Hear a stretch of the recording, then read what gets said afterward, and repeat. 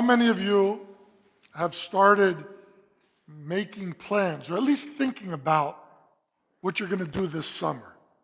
Have any of you started making summer vacation plans? Maybe if you're going somewhere exotic, you have to get the plane reservation, reserve the hotels from now, or you're at least thinking about it.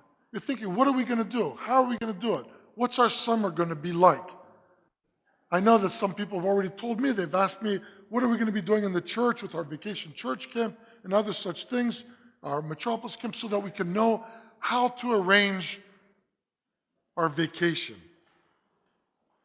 Well, obviously, if you want to have a good vacation, or if you're planning on traveling somewhere, you need to prepare. And the better you prepare, the better organized and ready you are, most likely the better you're going to have in that vacation. Well, I like that analogy for the journey that all of us are going to begin tomorrow. Tomorrow's Great Lent, a time in the entire year when the church says we're going to go on a journey, a 40-day journey that's going to lead us to the passion and the resurrection of Christ. But we have to prepare. We have to be ready. We have to understand this journey and prepare ourselves as best as we can. First of all, we have to know where we're going. I don't think too many of us plan a vacation and we don't know where we're going. We just say, oh, let's just begin driving and then we'll see where we end. We have to know where we're going. And the church clearly tells us we need to get ready to experience the passion, the crucifixion, the death of Jesus Christ, and then his resurrection and his victory over death. The two greatest events in the history of the world we're going to celebrate, we're going to remember. But we need to prepare. So our goal is Pascha, Holy Week and Pascha. But it's going to take us 40 days to get there. So what do we need to do during those 40 days to prepare us? The first thing the church says is, the church says we have to be ready to change our lifestyle, change our normal routine, change what we typically do day after day. So, how do we change that? The first thing we're going to do is we're going to fast. We're going to change how we eat, what we do. Now, some people will say, well, fasting isn't important. On one hand, you're right. Fasting isn't important. We don't need to fast to grow closer to God. But through the 4,000-year history of Israel and the church, God has shown us that fasting is an important tool, that if we use it properly, it can help us prepare for our destination, for our journey. So we need to think, I'm going to change my lifestyle, and I'm going to begin by changing what I eat. And I want to challenge everyone here to think, how serious are you going to take the fast? Now, I know if you would go to the doctor and the doctor would tell you you have high cholesterol, you have to change your eating habits, you have some other problem with your health, and you have to adjust what you do. Otherwise, you're going to die or you're going to get very sick. If the doctor told you that, most of us would say, wow, okay, I guess I need to start eating less sugar, less fats, less this, and that. And we take what the doctor says seriously because we're all concerned about our health. We want to live long. So we listen to the doctor. We don't say, oh, doctor, come on, that's all old-fashioned stuff. I don't need to do that. Oh, come on, doctor, I don't want to. No. We don't say that to the doctor. We listen to the doctor. Well, the great doctor, the great physician of our souls is saying, okay, I know what's best for you in your spiritual life. If you want to be healthy spiritually, begin with fasting, avoiding certain foods. Not because these foods are bad, but because I want you to change how you're living, what you're eating. I want you to struggle a little. I want you to eat no meat for the next 40 days. I want you to eat nothing with dairy in it for 40 days. Is that hard? Sure, it's hard. It's supposed to be hard. It's supposed to be a little struggle. So that every time we want to have a hamburger, or we want to have a piece of steak, or every time we want to drink a glass of milk or have an egg, we don't do it for the next 40 days. Because it's reminding us of God. Fasting isn't the goal. The goal is preparing ourselves to celebrate the death and resurrection of Christ. But fasting is a tool that will make us think every day when I wake up and I want to have my egg sandwich and I don't have my egg sandwich. Or I want to have my coffee and I don't put cream in it. Or I'm starting to feel a little tired because I'm fasting. That's okay. That's what we're supposed to do. We're supposed to feel it physically so that we start giving more attention spiritually to what we need to do. Our body and our soul are connected. We are psychosomatic beings.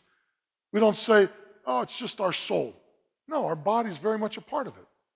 So we need to fast. And fasting not only will bring our attention more to God, fasting will make us see how dependent we are to God. There's a tradition in our church that says tomorrow's Clean Monday. In the monasteries, from Clean Monday until Wednesday, they don't eat anything or drink anything. They don't put anything in their mouth for 3 days. Until Wednesday evening, they receive Holy Communion. That's the first thing they'll put in their mouth for 3 days. Have any of you tried ever to fast for 3 days? It's hard. You'll get a headache. You'll feel weak. You'll feel tired. You're supposed to feel tired and weak because it shows us how we're not so self-sufficient. Fasting can teach us how dependent we are on God. That's one of the purposes of fasting. So if you want to try that, come and talk to me, and I'll guide you on how to fast in a serious way, in a way that will make you struggle. But the struggle has a purpose. It teaches us self-discipline. I remember when I first went to Albania, I had a translator who was translating for me in the first year. I was speaking in English, he was translating into Albanian, and we were talking about Lent and fasting. And when I was talking to my students about fasting from meat and dairy products, and maybe even fasting a day or two without eating anything.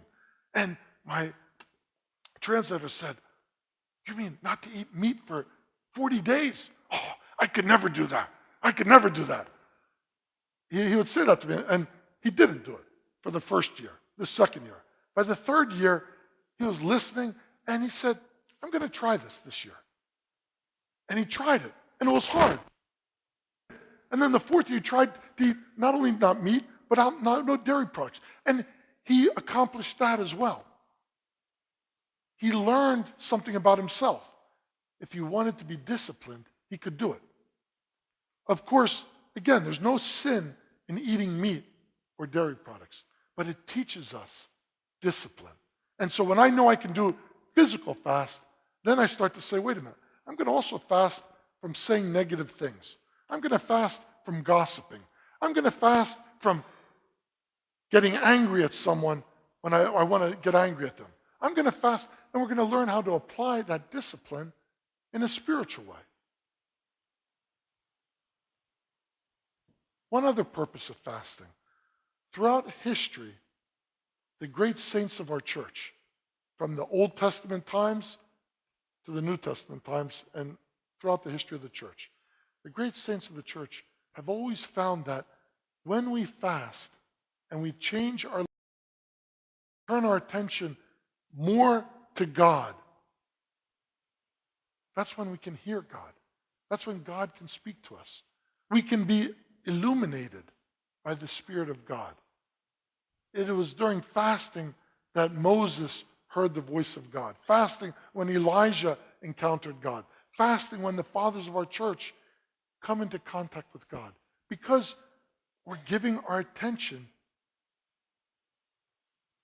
to something in a total way. You know, so often our lives are filled with superficial things, meaningless things, just stupid things. You know what? One thing I'm going to fast from, at least during the first week of Lent, and I'm going to try all of Lent. I'm going to fast from going on Facebook and interacting. Now, Facebook can be a beautiful thing, but during this political season, I realize how much junk is on Facebook. Just you open it up, and all you do is hear about all the politics, whether it's Democrat, Republican, conservative, liberal, and all the horrible things people say about one another. We need to fast from all of that for a period of time. So I'm looking forward to fasting from that as well. Let's make an effort, starting tomorrow, to change our lifestyle, to fast, to give more attention to what is truly important in life. Another aspect that we're called to change our life. The church has some beautiful church services, extra services during Lent. Make it a point to try to come. All of you are here on Sunday. Come Wednesday night when we have a pre-sanctified liturgy, a beautiful service. And each Wednesday night this year during fast, we're going to have some wonderful guest speakers speaking on different topics. This upcoming Wednesday, that Dartmouth professor, Dr. Irene Kikandis, is going to be speaking on her new book, Let's Talk About Death. That might not be a topic you want to hear. And yet, it's a very important topic to reflect on during Lent. Come on Wednesday night or Friday night. Come during some of the different services. Change your schedule during the Lenten season.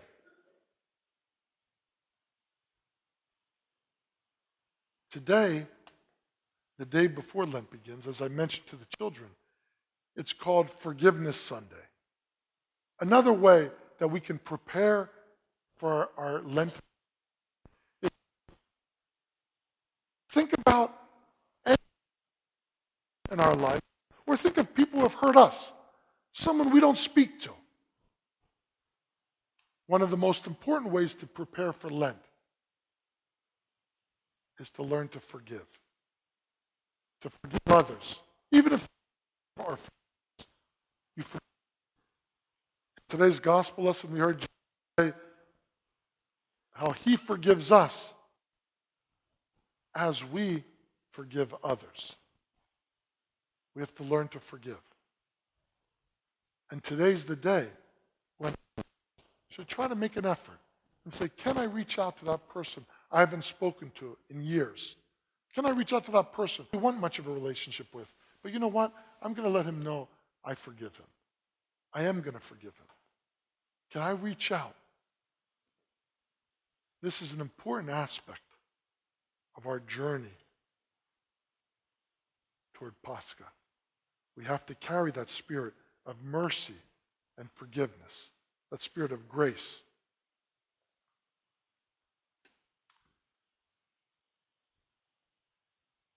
Make tomorrow a new beginning for all of us.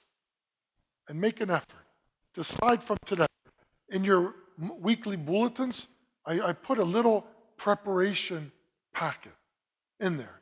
Take that home with you. Take the time today. Take 15 minutes to read through that because it talks about how to prepare for Lent. Read through that, take the time, and then try to apply. In that packet, you'll see the 3 holy things we have to do during Lent. More prayer, coming to church and private prayer. More fasting, I already talked about. And more almsgiving, charity, reaching out. During this Lenten season, we're going to have a special opportunity as a church. Come and join us on April 2nd to come and help build a home with Habitat for Humanity in Auburn. It's a great way to reach out. Go and volunteer at the soup kitchen in Webster on Tuesday nights, in Dudley on Wednesday nights. Give part of your time. Don't tell me you're busy. We're all busy. Lent is a time when we're supposed to change our schedule. And all the busyness we have, we're supposed to say, you know what? I'm going to prioritize and put Christ and the church and my faith first above all else during this next 40 days. So let's make an effort together. Let's find time to come and listen to the speaker Wednesday night. This upcoming weekend, Friday and Saturday, we have another speaker coming who's giving a talk on marriage enrichment, couple enrichment. For all of us who are married, come with your spouse on Friday night and Saturday and listen to this speaker. And then next Sunday, we have another great speaker coming, Father Themi Adamopoulos, who's been to our church before. He's the missionary in Sierra Leone. And he's going to come and speak to us and inspire us with his work. Make an effort. Change your schedule. And if you do that, I promise you, if you do that for 40 days, I promise you, you're going to encounter God in a new way. Your heart is going to be opened to experience God and then to celebrate his passion and his resurrection in a most glorious way. God bless us all as we begin our Lenten journey. Oh, give thanks unto the Lord.